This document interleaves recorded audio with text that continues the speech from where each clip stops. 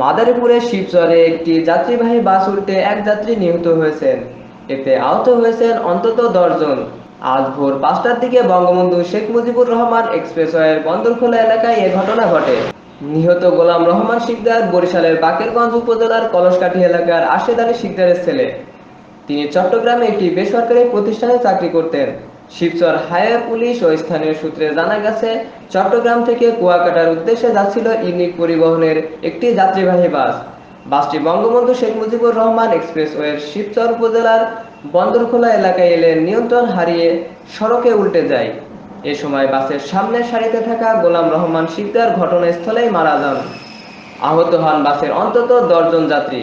Police ও স্থানীয় লোকজন আহত যাত্রীদের পাঁচচর রয়্যাল হাসপাতাল ও শিবচর স্বাস্থ্য কমপ্লেক্সে নিয়ে যান।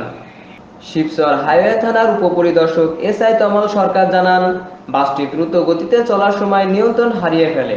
পরে এক্সপ্রেসওয়ের একটি পাম্পের পাশে ডিভাইডারের উপর উঠে যায় বাসটি। এরপরেই বাসটি উল্টে যায়। এতে এক যাত্রী নিহত এবং কয়েকজন আহত হয়েছেন। আহত যাত্রীদের স্থানীয় হাসপাতালে চিকিৎসা দেওয়া হচ্ছে।